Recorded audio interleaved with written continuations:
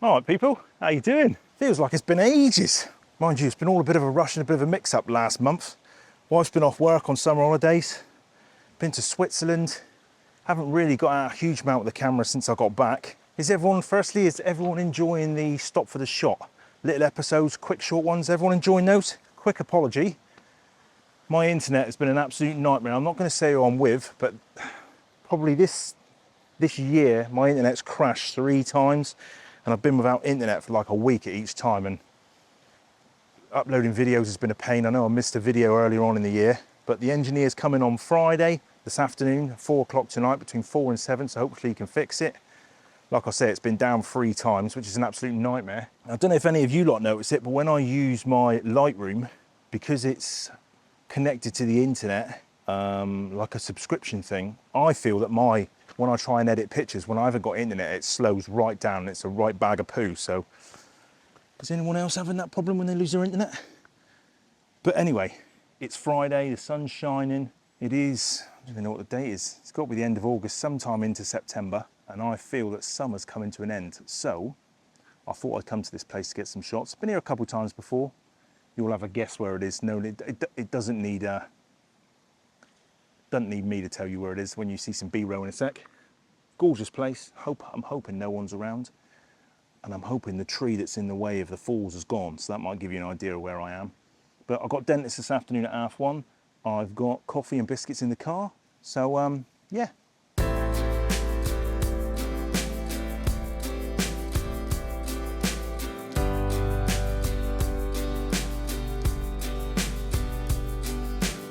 I've been a bit of a pleb.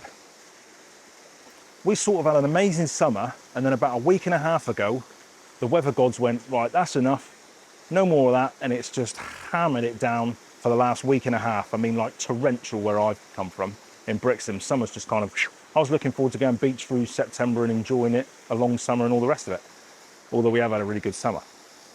So I thought, loads of rain, Dartmoor must have had some rain. There's me thinking that the reservoir would have been nice and full, so there would have been loads of water gushing down. But when I park the car, the reservoir looks bone dry, and there's not a huge amount of water down there. This place is like one or the other. It's either no water or it's gushing. So I might not even go down there. Sorry, I see the sunlight's just hitting the front of the lens there. Like that, give it some of that. I might go down and get a long close-up. Yeah. That's really low. Last time I come it was low, and there was me thinking today. Another reason I came today is because obviously there's leaf on the trees, and I thought I'll get in here once more before the leaf drops. I want to get here when it's snowing. Being here when it was the beast from the east would have been amazing, but I might whip down there, see if I can find a composition, but I have seen a cool little composition above the falls up the top. It's like a little pond and a little waterfall above. To be honest, I'm down here now. Don't get me wrong, I love it. Absolutely love it, but last time I shot this place, if you look back over my videos, the water was about the same kind of flow, and I distinctly remember getting the same kind of shot here, so I don't think I'm going to bother setting up, because I'm not going to improve on the last shot, I don't think, so I'll have a look at that shot at the top. Be less noisy as well. This is the scene I'm liking. From here it doesn't really look like much, but I'm going to take it from down there. That's the falls down there that goes over, and if you look back, you kind of look up at this scene. I've got a lovely backdrop. I'll jump over there and show you what I mean. This is what I'm thinking, something sort of looking up. I mean, I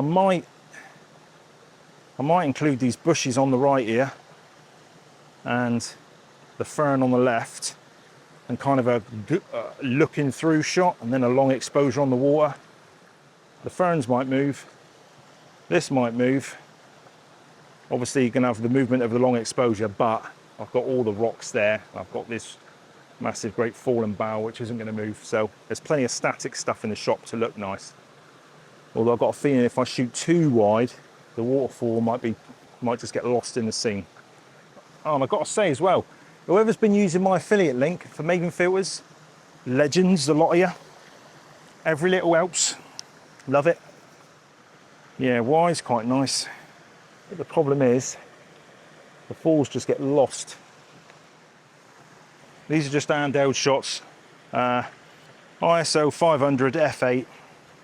Shutter speed's coming out at like 13th of a second, 20th of a second, just to try and get a feel, really.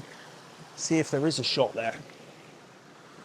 And I'm shooting at the long end, 35mm.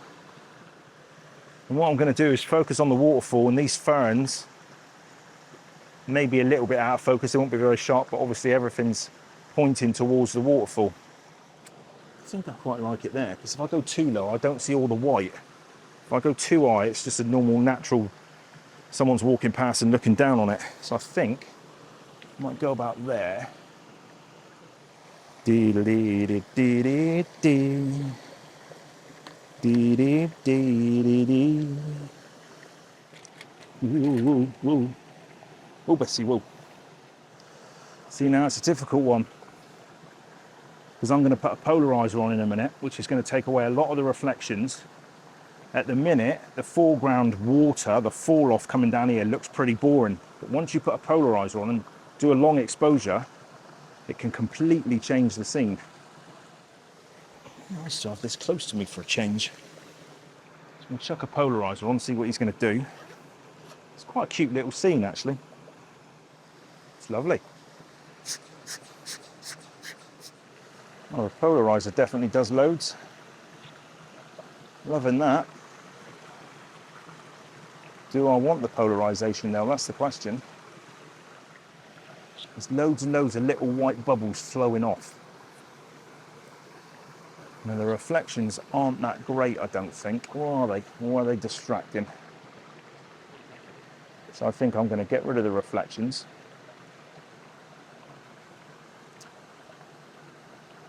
Have the falls, the fern, the falls, and then these little white dots just coming down over the blackness, I think. But I'm going to use a wide aperture because I want this fern to be out of focus. So for a change for me, I'm probably going to shoot at f5. To be honest, the ferns are going to be out of focus anyway because they're going to move. Saying that, I'm going to go to about f8 because I know that's really nice and sharp on my camera. I'm not sure I like it, to be honest. Is it a bit of a boring shot?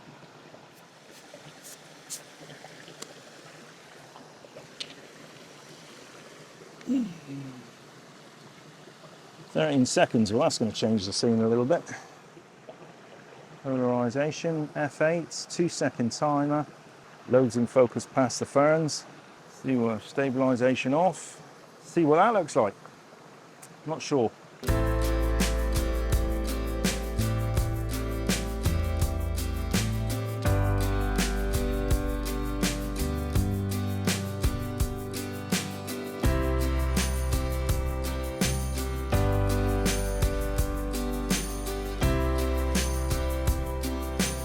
Well, I'm not usually one for doing this. Other people do it and they seem to get really cool shots. But I'm kind of going to get close to the fern and shoot through the fern. See if I can get a shot. So, you know, you've got all the fern in the foreground, close to the lens, but not in focus.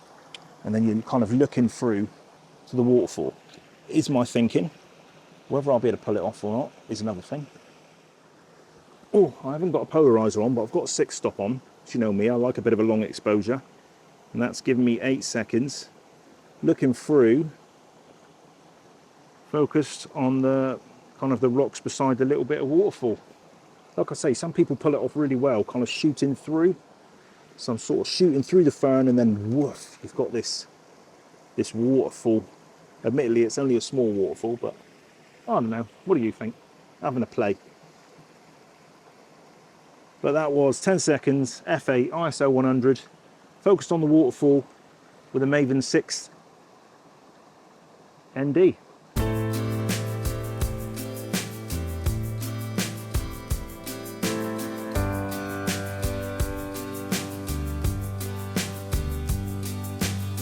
When I first looked at this scene, obviously I've just shot the fall. That's the ferns down there, shot that way to this fall. When I first looked at this scene from here, I didn't think it'd be any good. Tell you what, I've just noticed, that tree that I was using is kind of a diagonal in the top left-hand corner of the shot. That's only recently just fallen. It's freshly broken wood there. It just shows people. Boom. Nightmare. But yeah, I'm thinking now over this side, it might be a shot there. As always, just quickly chuck a polarizer on, see what it does to the shot. I want to move because that sun's going to come round in a minute and be an absolute nightmare. Polarizer. Definitely does something. But I want a long exposure, don't I? 2.5 seconds. Let's go for a quick bit of maths. 6 stop. 6 stop being the purple. Ain't gonna lie, I'm looking forward to my brew and chocolate chip biscuits in the car. If it's any good, 20 seconds, ISO 100, the Maven 6ND Dark CPL, which is an ND filter and a circular polarizer. The shot looks like this.